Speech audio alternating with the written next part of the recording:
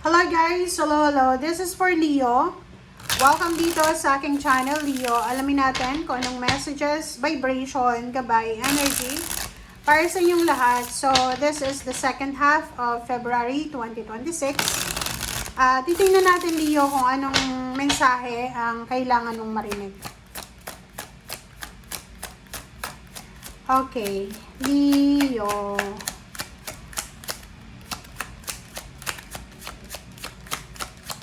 Oops, sorry. Oops. Leo, the Tower. Okay, Ace of Cups. Wow. So, these two cards, ang combination nila, siguro mayroong mga Leo dito na nakaranas ka ng setbacks. Nakaranas kayo ng ng betrayal or pain and heartaches, parang ganon. So, pwedeng dating may asawa, dating may karelasyon, and naghiwalay kayo, or pwedeng nakaranas ka ng hindi magandang pangyayari sa buhay mo. And this second half ng February ay posibleng magbabago yung takbo ng emotion mo. Okay? Pwedeng magkakaroon ka ng emotional offer, like may mga tao na mararamdaman mo na nagmamahal sa'yo. Kumbaga, marami kang pinagdaanan na problema na posibleng maayos siya. Okay? Yan na nga, kung dati kang hiniwalayan, or maraming nangyaring hindi maganda sa relationship, sa family, or sa kung saan pa man, bumagsak yung foundation mo. Dito sa barahang to, sinasabi na aapaw yung cups mo. So, magiging sobrang masaya ka.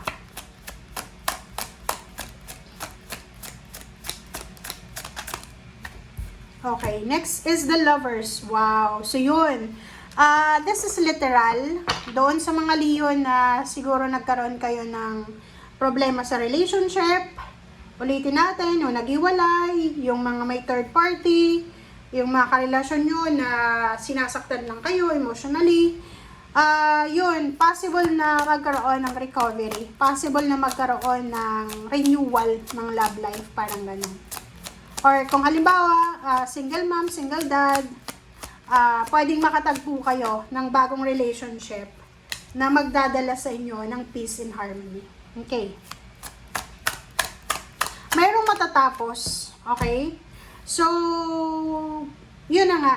Sinasabi ng barahan na, for example, kung ikaw ay nakaranas ng hindi magandang pangyayari sa buhay mo, yung The Tower, matatapos na yan. Kasi itong The World card ay nagsasabi na lahat ng hindi maganda na pakaramdam, na naramdaman mo, ay mapapalitan siya ng saya. Okay? You are stepping into new horizon, 'di ba? Bagong love life, bagong environment, bagong plano, bagong buhay siya. Okay? Lalo na sa love life.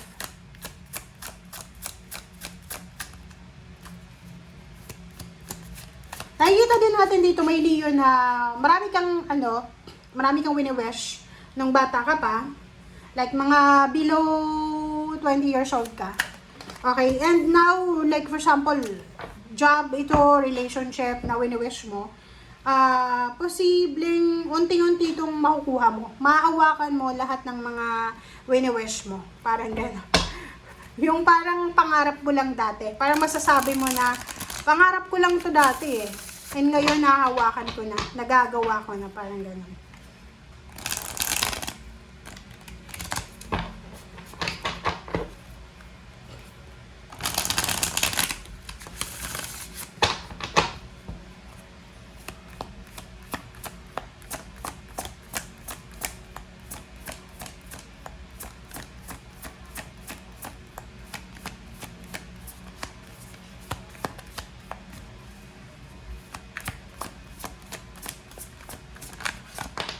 Okay. Prince of Disc. Offer ng pera, Leo. So, may tao dito, isang tao, like, maybe siya, Earth signs, Virgo, Capricorn, or Taurus. Or, there's someone na posibleng mag-o-offer sa'yo ng pera. Pera, tangible, like, pwedeng mag-offer ng trabaho, ng pera, ng knowledge, ng information. Yun yung pwedeng i-offer sa'yo. Okay, the Hermit. Pero, kung may mag-offer sa'yo ng trabaho, siguro hindi mo siya muna tatanggapin. Kasi, pag-iisipan mo muna siya eh. Parang magmumuni-muni ka muna. And, iisipin mo kung nasa tama ka bang direksyon, ganyan, ganito. So, this second half ng February, in terms of money, nakikita ko sa'yo dito na bago ka tatanggap ng offer or bago ka magdedesisyon, pag-iisipan mo muna. Isa din dito sa posibleng mangyari is may mag-offer sa'yo ng stability, financial stability. Kapalit is love, parang ganun. For example,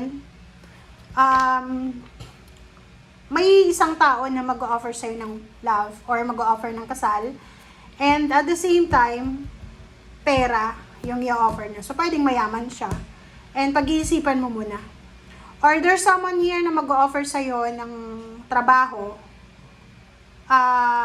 na pwedeng maging susi para maayos yung relationship nyo.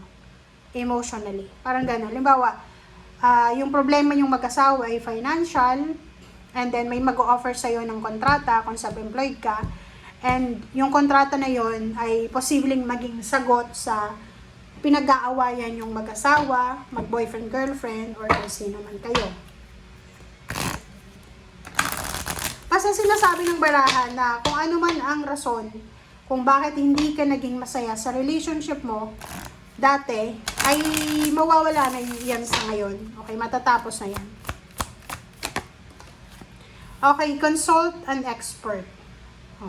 Kung kailangan mo ng information, kung kailangan mo ng mga tamang impormasyon, kailangan mong maghanap ng tamang tao na pwedeng makatulong sa'yo. Dalubhasa.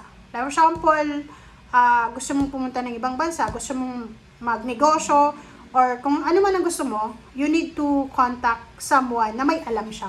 Okay? Para, diretso ka, and hindi ka dapat na nag-aalala. Okay, so dito sinasabi ng barahan na this week ay pwedeng ikaw ay gagawin mo yung music as pagkanta, pagsayaw, pwedeng magzuzumba ka, kakanta ka sa karaoke, video okay. Yun yung pwedeng magiging pastime mo. Okay? Break free. And Leo, sinasabi ng card na yan na break free na huwag kang mag-i-stay sa isang direction or sa isang lugar. Okay? Pag feeling mo stuck up ka na for several years, oras na para kumilos. Like guys, kahit sa bahay natin, halimbawa naka-work from home ka, kung feeling mo hindi maganda yung lugar na pinagtatrabahuan mo, lipat ka ng ibang posisyon, ng opisina mo, ganyan, ganito. Okay?